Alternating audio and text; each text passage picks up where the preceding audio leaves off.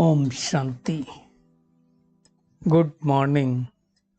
साकार मुरली 26 अगस्त 2025। बाबा का मीठा मीठा लेटर हम मीठे मीठे बच्चों के मीठे मंथन के लिए।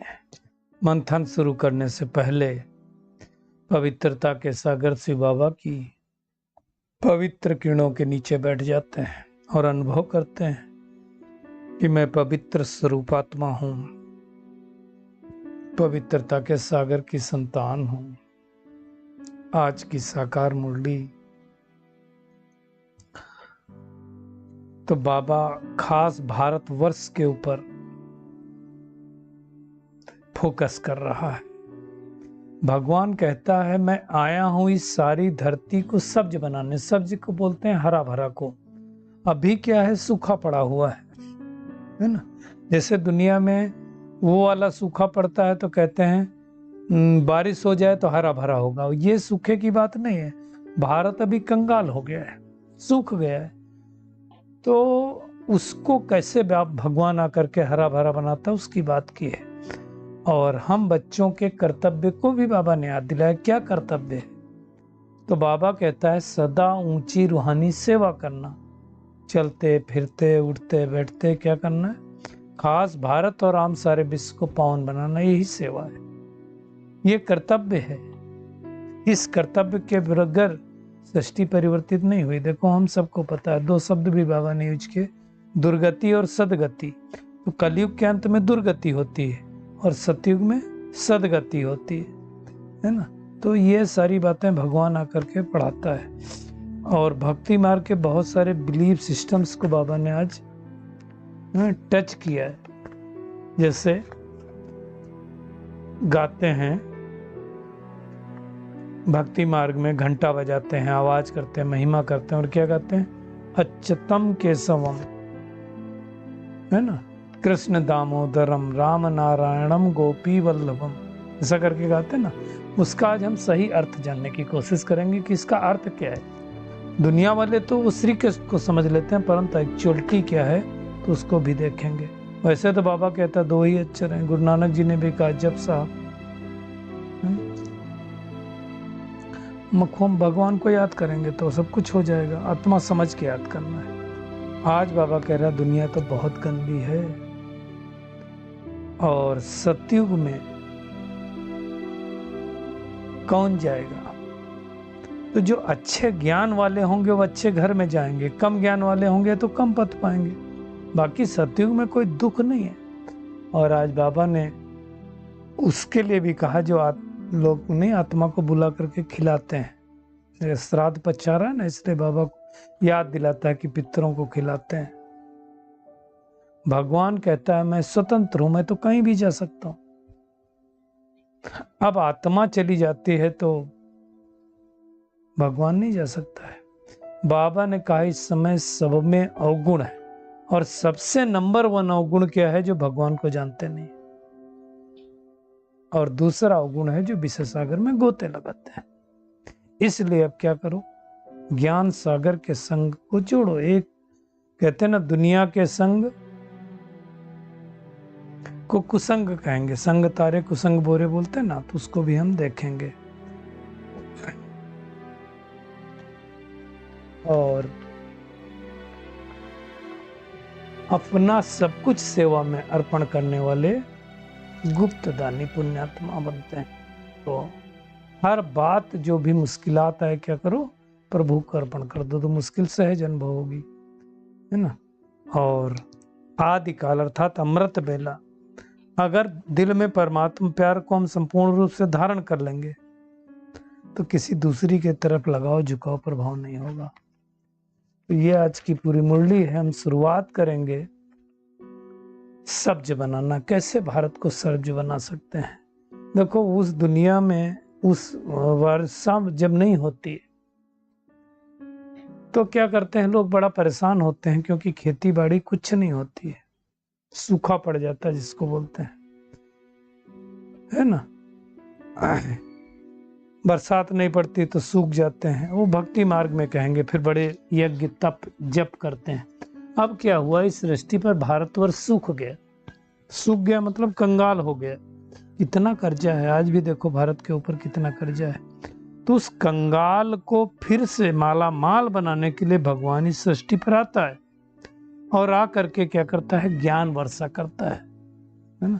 जैसे वो वर्षा होती है तो फसल हरी भरी होती है, पौधे हरे भरे होते हैं, जंगल हरे भरे होते हैं, जमीन हरियाली आ जाती है। ज्ञान वर्षा करते हैं तो इस सृष्टि पर हरियाली आ जाती है, और विशेष रूप से भारत देश में, क्योंकि भगवान भारत में ही आता है।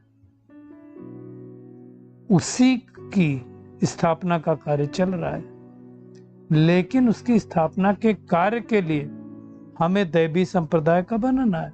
इसका मतलब हम दैवी संप्रदाय के नहीं थे, उसके अपोजिट वाले थे। तो अब भगवान आकर के सारी बातें समझाता है ना। लेकिन ये बरसात किसके लिए है? दुनिया में गीत है ना, जो पिया के साथ है उनके लिए ज्ञान की बरसात है।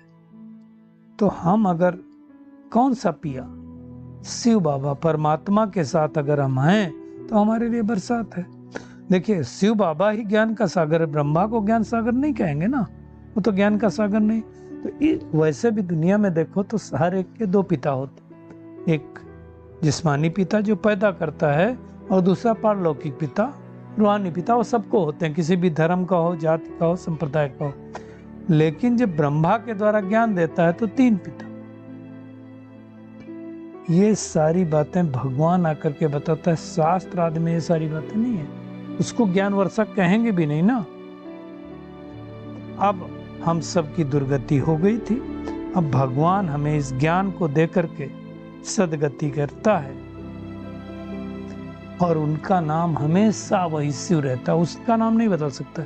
हमारा नाम बदलता रहता है, दुनिया में कहते भी हैं तुम्हारी कृपा से सुख घने रहे, और भगवान कहता मैं कृपा करता नहीं हूँ। वही भगवान की यही कृपा है कि वो आकर के हमको सृष्टि के आदि मध्यांत का ज्ञान देता है। दुनिया में भी देखो, जब सन्यास करते हैं तो नाम बदल देते हैं। भगवान क्या कहता है, हमारे तो बहुत सारे नाम जो आदि में आए थे बदले थे। जैसे कुमारी की शादी होती है तो नाम बदल जाता है ना, तो कुमारी के बदले फिर देवी लिखती है, कुमारी नहीं लिखती है। कुमारी फलानी, बाद में कुमारी नहीं लिखेगी। बाबा कहता है देखो, जो जीते जी मरे, मरे मतलब देह अभिमान से मरे, उनके नाम बदल सकते हो। नहीं तो आज ब्राह्मण बने, कल शूद्र बन जाएंगे। इसलिए बाबा हमेशा कहता है ब्राह्मणों की माला बन नहीं सकती है। विराट रूप की आज फिर से बाबा ने बात किया है। ब्राह्मण एक्चुअली ब्रह्मा मुख वंशावली ब्राह्मण की बात है, ये समझने की बात है। बाबा कहता है मैं अगर किसी शरीर में ना हूं तो मैं कैसे समझाऊंगा तुमको। तो भगवान आकर के ये सारी बातें ब्रह्मा तन से हमको समझाता है, तो उसको अच्छी तरह से समझ करके फिर पुरुषार्थ करना है ना। दुनिया में कई लोग जैसे कहते हैं, क्या तुम वेदों शास्त्रों को नहीं मानते हो? ब्रह्मा कुमारी वालों को तुम बोलो हम वेदों शास्त्रों को आपसे ज्यादा मानते हैं, और शास्त्रों को नहीं, शास्त्रों की मानते हैं ना। लेकिन अब भक्ति मार्ग पूरी हो गई ना, अब ज्ञान चालू हुआ ना, तो भगवान सदगति करने आए हैं, ये सबको बताओ। देखो, सतयुगी दुनिया आ रही जहां दैवी गुण वाले मनुष्य होंगे, आसुरी दुनिया है तो कलयुगी दुनिया है तो आसुरी गुणों वाले। यहाँ के मनुष्यों को हम देवता नहीं कह सकते, लेकिन आज के मनुष्य भी अपने आगे श्री श्री लगाते हैं, जो खास करके सन्यासी हो जाते हैं, श्री श्री 1008 भी लगाते हैं।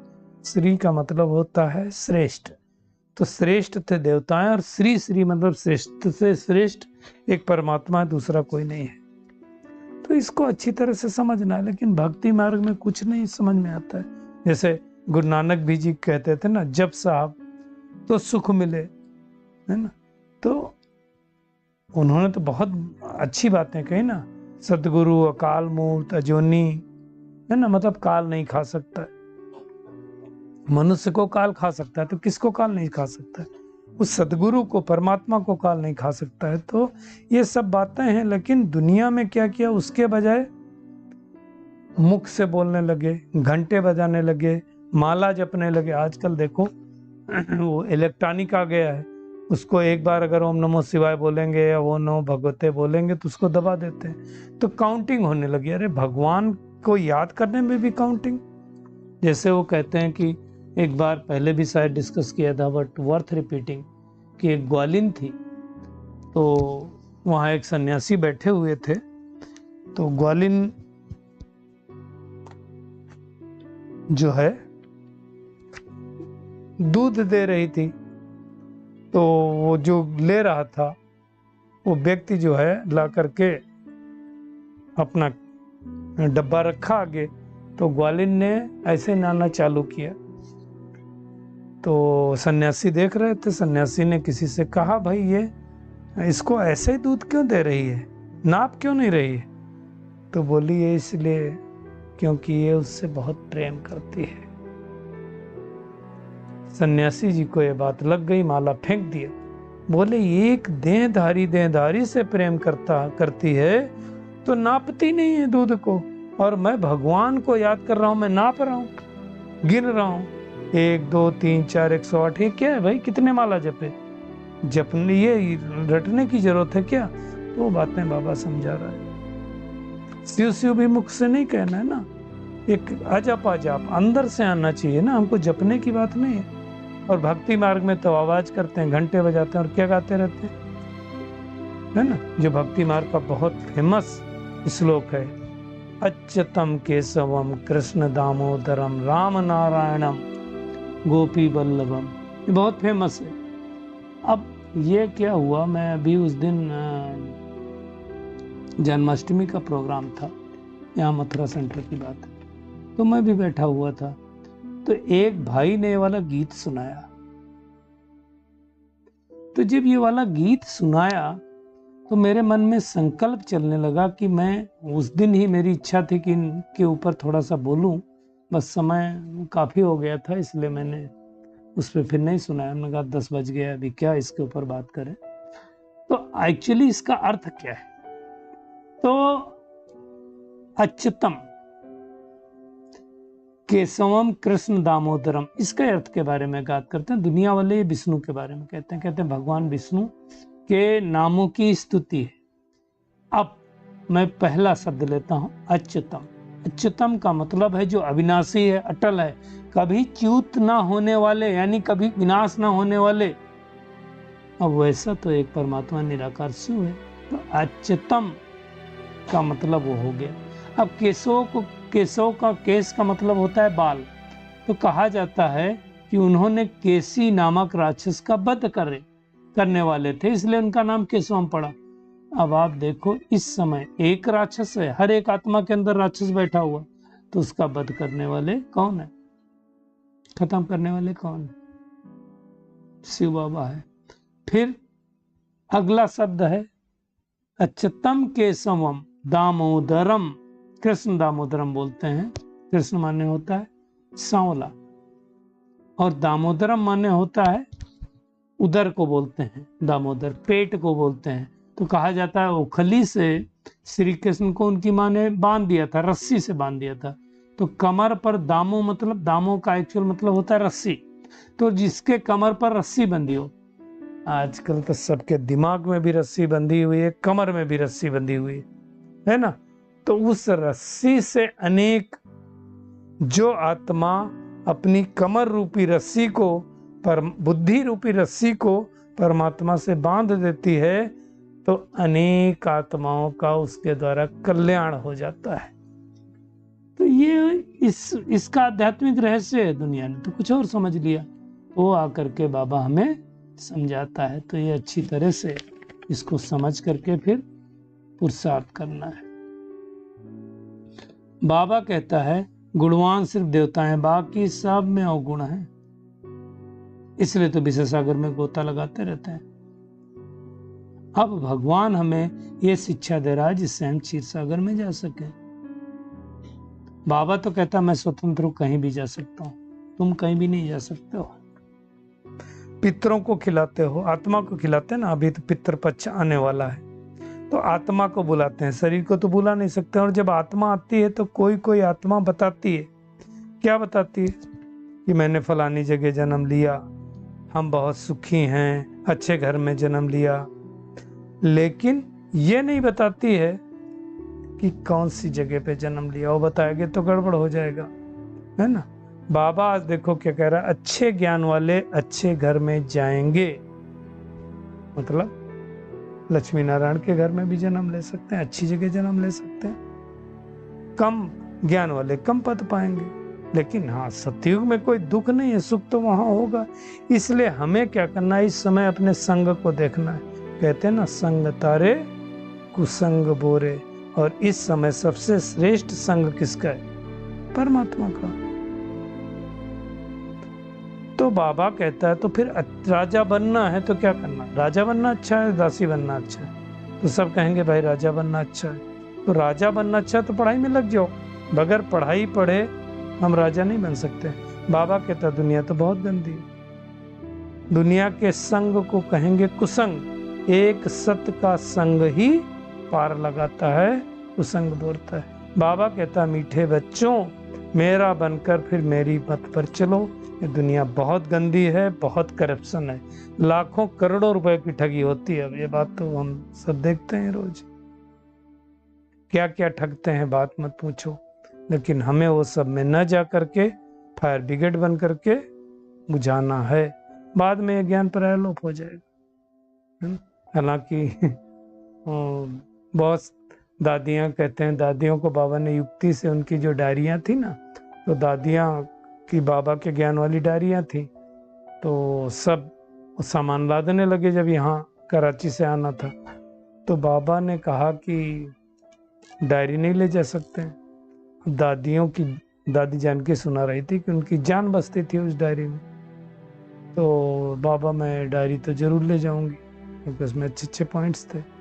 बाबा ने युक्ति से कहा कि एक काम करो, तुम लोग एक बक्से में करके इसको जमीन में गाड़ दो, और फिर द्वापर युग जब आएगा तो ये वाले डायरियां निकलेंगे और उससे फिर वेद शास्त्र बनेंगे। तो ऐसा युक्ति से करके बाबा ने उसको जमीन के अंदर रखवा दिया। अब उतने 2500 साल बाद रहेंगे नहीं रहेंगे नहीं पता, लेकिन ये बाबा ने किया है। आज अमरनाथ को भी बाबा ने याद किया है कि लोग अमरनाथ पर जाते हैं, है ना। आज बाबा ने ठगी की बात की, ये ऐसा नहीं होता है कि वहाँ कोई शंकर बैठ करके पार्वती को ज्ञान दे। वहाँ कहाँ से शंकर आया, वहाँ कहाँ से पार्वती आई, है ना। वो क्या करते हैं, फिर बाबा ने कहा बर्फ का लिंग बैठ हाथ से बनाते हैं। तो साकार बाबा का देखा हुआ। तो दुनिया में मनुष्य कितने धक्के खाते हैं, ठीक है, उनकी भावना होती है तो जाते हैं। शंकर कोई परमात्मा नहीं है, शंकर देवता, इसलिए कहते हैं ना ब्रह्मा देवताय नमः, विष्णु देवताय नमः, शंकर देवताय नमः। और जब शिव का नंबर आता है तो कहते हैं शिव परमात्मा नमः। इस बातों को अच्छी तरह से समझना है, समझ करके फिर लोगों को समझाना है। भगवान कहता है मैं कल्प कल्प के संगम युग पर आकर के तुमको ये सारी बातें बतलाता हूँ, युगे युगे नहीं आता हूँ। परमात्मा अगर हर युग में आए तो हर युग के बाद सतयुग आ जाए, कलयुग के अंत में आता है तो फिर सतयुग आता है। तो ये सब समझने की बातें हैं, हर कोई नहीं समझता है, दुनिया में कोई कोई समझता है ना। और जो समझता है वो झूठ खंड से सच खंड में जाने की तैयारी करता है ना। देखो हमको इस संगम युग पर ही पुण्यात्मा बनना है, पुण्यात्मा को बनने की मेहनत करना, और फिर द्वापर युग में आएंगे तो रावण ऑटोमेटिकली हमें पाप आत्मा तो बना ही देगा। आज के वरदान पे आते हैं। अपना सब कुछ सेवा में अर्पित करने वाले गुप्त दानी पुण्यात्मा हो। देखिए आत्मा के ऊपर ही नाम पड़ता है, पुण्यात्मा, पाप आत्मा, महान आत्मा, संत आत्मा, देव आत्मा। इसका मतलब कर्म करने वाली आत्मा है। तो बाबा कहता है जो भी सेवा करते हो उसे विश्व कल्याण के लिए अर्पित करते चलो। भक्ति मार्ग में भी देखो बाबा कह रहा है जो गुप्त दानी पुण्यात्माएं होती हैं वो यही संकल्प करती हैं कि ये सर्व के प्रति भला हो। जैसे ब्रह्मा बाबा के बारे में कहते हैं कि जब सूरज को जल देते थे तो कहते थे प्रभु सारी दुनिया स्वस्थ हो, सुखी हो, सबको सुख मिले। तो सबके प्रति हो। तो हमारा भी संकल्प क्या होना चाहिए, सबके प्रति हो, मैंपन नहीं, हद का नहीं, सेवा बेहद की, कभी अपनेपन की कामना नहीं, सर्व प्रति सेवा करो। और जो सेवा विघ्न रूप बने, बाबा ने कई बार मुरलिया में कहा उस सेवा को छोड़ देना चाहिए, उसे सच्ची सेवा नहीं कहेंगे ना। इसलिए मैंपन, अभी पंडे की मुरली में भी सुना ना, तो मैंपन अपनापन छोड़ करके गुप्त और सच्चे सेवाधारी बन सेवा से विश्व कल्याण करते जाओ। सेवा करेंगे तो मेवा मिलेगा सतयुग का। तो ये हमें मेहनत करनी, बगैर मेहनत के कुछ मिलने वाला नहीं, इसलिए मेहनत बहुत करनी है। साथ साथ करना, जो भी बात हो, है ना, उन्हें क्या करो, परिस्थितियां आए चाहे जो कुछ है उन्हें प्रभु के अर्पण कर दो, तो जो मुश्किलें हैं वो सहज अनुभव होंगी, है ना। भगवान हमारा साथी है, इस नशे और निश्चय में रहो कि हमारी असफलता नहीं हो सकती तो सफलता जरूर मिलेगी। और आदिकाल, आदिकाल मतलब अमृत वेला, है ना, अपने दिल में परमात्मा प्यार को संपूर्ण रूप से धारण कर लो। धारण कर लो मतलब बसा लो, तो सारा दिन ये प्यार चलता रहेगा। अगर दिल में परमात्मा प्यार, परमात्मा शक्तियां, परमात्मा ज्ञान फुल होगा तो ऐसी आत्मा किसी की दूसरी की तरफ लगाओ इसने नहीं जा सकता। देखो, लगाओ, झुकाओ, प्रभाव, टकराओ, ये 4 शब्द हैं। ये चारों शब्दों में गड़बड़ होती है।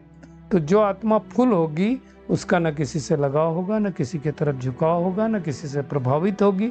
हमें न प्रभावित करना है किसी को, न प्रभावित किसी से होना है।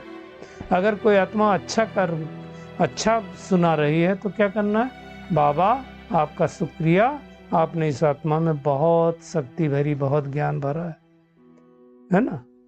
तो ये करना है। बाप से सच्चा प्यार है तो प्यार की निशानी क्या है, समान बनना, कर्मातीत अवस्था को प्राप्त करना। करावन हार होकर कर्म करो, करणहार, करावन हार परमात्मा, करणहार मैं आत्मा हूं। तो कोई भी आत्मा मन, बुद्धि और संस्कारों के बस होकर के हमें कोई कर्म नहीं करना है। पूरी मुरली में एक होम यही है कि हमें नशा रहे कि हमें पढ़ाता कौन है। तो हमें वैसे बाप के समान टीचर बनना है और युक्ति से सबको झूठ खंड से सचखंड में चलने की युक्ति बतलानी है। दुनिया का संग कुसंग है, इसलिए परमात्मा के संग के रंग में रखना है। और ऊंच पद पाने के लिए इस पढ़ाई में सच्चे दिल से लग जाना है। अपना सब कुछ सेवा में अर्पित करके गुप्त दानी बनना है। हमें गाना बजाना नहीं है। गुप्त दान महापुण्य है, तो गुप्त दानी बनना है। हमारा हर संकल्प सर्व के लिए हो, है ना? और जो सेवा विघ्न रूप बने वो सेवा नहीं करनी चाहिए, छोड़ देनी चाहिए। हर बात को हमें प्रभु के अर्पण कर देना है तो मुश्किलें नहीं लगेंगी। अच्छा, शुक्रिया मीठे प्यारे बाप दादा, शुक्रिया आप सभी का इस मीठे मंथन के लिए। अच्छा, ओम शांति।